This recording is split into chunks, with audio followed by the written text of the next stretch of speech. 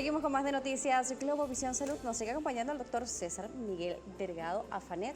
Él es cirujano plástico, reconstructivo y maxilofacial. Estamos hablando sobre mitos y realidades de los implantes mamarios. Estábamos hablando también sobre el presunto caso de cáncer de tiroides debido a implantes mamarios. El doctor nos especifica que no existe evidencia científica que esto lo vale. Incluso cuando revisamos la literatura y también en internet, usted puede googlearlo y aparece esta información también certificada por el momento. Nosotros estamos viendo algunos mitos y realidades y nos están preguntando justamente sobre el recambio de las prótesis. Usted lo aclaraba hace unos minutos, pero se están conectando en este momento. Vamos a especificarlo. Chévere. Bueno, el recambio de implantes, todos los pacientes que se colocaron implantes mamarios antes del año 2013-2014, ese tipo de implantes eran implantes de una generación anterior que se recomienda su recambio cada 10 años. Sin embargo, actualmente, a todos los pacientes que son portadores de implantes de nueva generación, el recambio recomendado es entre 18 a 25 años si el implante tiene alguna alteración, o sea, esté roto, esté fisurado o tenga extravasación de su gel. Si no existe ninguna de estas condiciones, no hay ninguna necesidad imperativa de realizar un cambio inmediato del implante. ¿Qué puede generar que un implante se pueda romper?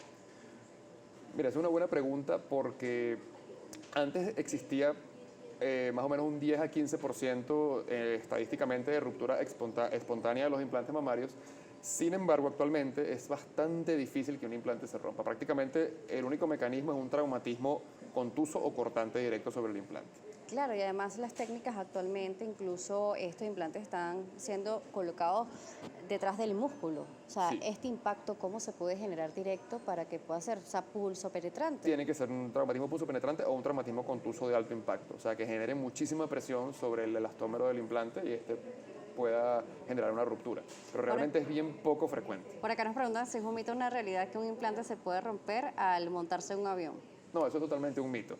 Lo que pasa es que, sí, rueda por allí y preguntan muchísimo que la presión y todo eso, pero las cabinas de los aviones son presurizadas, o sea, no hay un aumento de presión importante que vaya a generar una ruptura del implante. Además, la presión del implante está igualada con la presión corporal, o sea, no hay ningún cambio de presión en el implante aislado de la presión de oxígeno que pueda tener una persona. Eso es totalmente un mito. Una paciente recién operada, ¿en cuánto tiempo puede realizar un viaje en avión? Ya que estamos hablando de los aviones.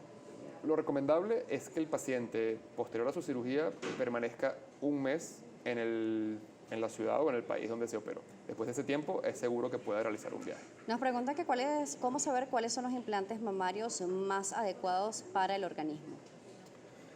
No existe un implante más adecuado. Realmente el tipo de implante lo va a determinar, se va a determinar en consenso entre el cirujano y el paciente, porque lógicamente hay diferentes características en cuanto a la textura, en cuanto a la forma, en cuanto al perfil, y esto depende no de la elección del paciente, sino de la configuración corporal previa que tenga el paciente. No es lo mismo una paciente delgada que de repente hay que colocar un perfil extra alto a una paciente con una espalda muy ancha que tienes que cambiar el perfil del implante para obtener un mejor resultado. Pero todo esto es en consenso entre el médico y el paciente y, por supuesto, la expectativa del paciente. Nos dicen por acá, ¿implantes salinos o de silicón? El implante salino está en desuso hace aproximadamente 10 años. Los primeros implantes eran de solución salina, actualmente prácticamente no se utilizan, ¿okay? Las técnicas están obsoletas. Ahorita lo que más se utiliza son implantes de gel cohesivo de silicón. Además nos están preguntando sobre las técnicas, ¿cuáles son las más adecuadas? Depende del paciente, ¿no? Sí, por supuesto depende del paciente. Las técnicas se refieren en cuanto al abordaje, en cuanto al plano de colocación. Los abordajes son las cicatrices que dependen mucho de la condición previa del paciente. No es lo mismo una paciente joven de 20 años que tenga poco tejido mamario a una paciente de repente que tenga una gigantomastia o una hipertrofia mamaria severa. Todo va a depender del tipo de paciente y del requerimiento que él tenga. Para ello, la técnica a escoger. Claro, nos habla sobre de la cirugía y las cicatrices, que es uno también de los temas más a consultar, con más inquietudes por parte de los pacientes, y tiene que ver mucho también con el tipo de piel y ver también la técnica. ¿Influye? Por supuesto.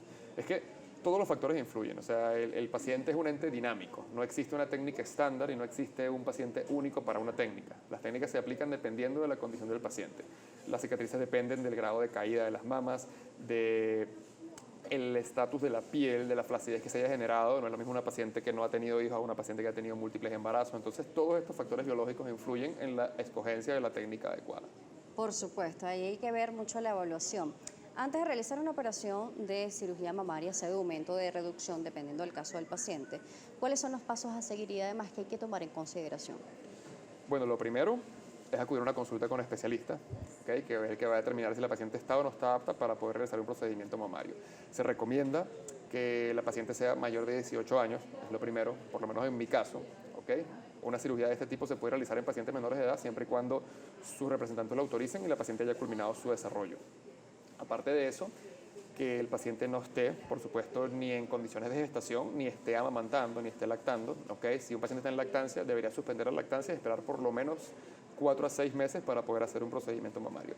Y otra cosa que es muy importante es realizar una cirugía sobre un tejido sano. Por eso es que el paciente debe estudiarse previamente, en el preoperatorio, valga la redundancia, realizando una ecografía mamaria y en el caso de que el paciente tenga más de 35 años, también se complementa con mamografía para determinar que no estamos trabajando sobre una mama que pueda tener una potencial lesión, o sea, que estamos trabajando sobre un tejido sano. Y si hay alguna alteración que se pueda corregir en el mismo procedimiento, se pudiese conversar, incluso involucrar otro especialista del equipo de trabajo, por ejemplo, un mastólogo, que son los especialistas en la patología del parénquima mamario. ¿Por qué un tamaño de prótesis no funciona para todas las pacientes?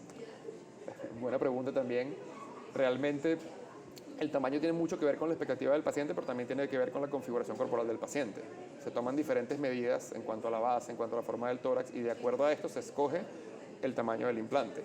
No debe transformarse nunca en un capricho, sino que se debe llegar a un límite de que, bueno, trabajamos con un rango, pero definitivamente no todos los volúmenes son para todos los pacientes. Claro, y además hay que tomar en consideración la evaluación, la revisión por parte del especialista y buscar un balance en la expectativa del paciente y lo que recomienda el médico. Y lo que se puede lograr, claro. La cantidad de CDC puede variar incluso, nos decía, el tejido, si está sano, si tiene tejido mamario suficiente, si está escaso el tejido mamario, va a quedar totalmente distinto y además todos los cuerpos son diferentes. Absolutamente, absolutamente. Y de hecho, por eso se escogen implantes que se adecúen a las necesidades del paciente. Implantes muy grandes en pacientes que no tengan casi tejido, implantes moderado volumen o pequeños en pacientes que tienen tejido y que se quieren realizar un aumento discreto, una mastopexia, o incluso en algunas oportunidades no escogemos implantes de mucho volumen porque pueden generar patologías del eje axial o de la columna.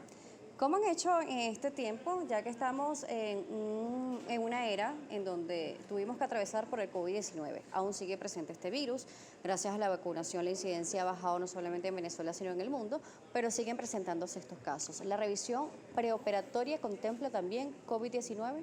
Por supuesto, actualmente y ya desde el año 2020 que se comenzaron a realizar las pruebas moleculares, lo recomendable es que todo paciente que va a ingresar a quirófano tenga o un antígeno o una PCR por hisopado nasal negativo antes de la entrada a quirófano y que tenga una vigencia no mayor a 48 horas. Doctor, lo voy a invitar a usted y también a la audiencia a ver el siguiente material porque vamos a hablar también sobre la viruela del mono aquí en Noticias Globovisión Salud. La directora de la Organización Panamericana de la Salud, Carissa Etienne, advirtió que América verá probablemente un aumento de los casos de viruela del mono en los próximos días, pero que el riesgo de una situación grave para la población general es bajo. Por su parte, la organización aclaró que el riesgo de transmisión es bajo, ya que se produce principalmente por contacto y que la tasa de letalidad de la enfermedad es mucho más pequeña que la de la COVID-19. Los expertos de la OPS no recomiendan que se ponga en marcha vacunaciones masivas, sino que las medidas de prevención se limiten a los trabajadores sanitarios, el personal de laboratorio y a las personas en contacto estrecho con los enfermos. La OPS se encuentra trabajando para poner a disposición de los laboratorios de la región reactivos claves para realizar test moleculares que ayuden a detectar casos de la enfermedad, lo que ayudará a aislar a los enfermos y hacer rastreo de contactos clave para contener la transmisión. De esta manera también vamos a despedir el día de hoy Noticias Globovisión Salud, pero queremos consultarle a nuestro especialista cómo lo pueden contactar, cómo lo ubican. Chévere, bueno, a través de las redes sociales, en Instagram, @CesarPlastic, en la página web cesarplastic.com hay un formulario donde también es bien amigable y pueden realizar sus solicitudes de consulta, y a través de los números 0412-780-1860 y 0416-547-4447. Están en pantalla también para que puedan tomar nota. Gracias por acompañarnos el día de hoy. Muchísimas gracias a ustedes. César Miguel Delgado, médico cirujano plástico reconstructivo y maxilofacial, nos estuvo acompañando el día de hoy aquí en Noticias Globovisión Salud. Recuerden nuestras redes, en @salud_gb está el link de YouTube. Ingrese, suscríbase, ahí puede ver la entrevista que hacemos para usted nuevamente. Mi cuenta, @DanielaJSalas, la de la casa, @Globovisión. Globovisión es tendencia. Nos vemos en una próxima oportunidad.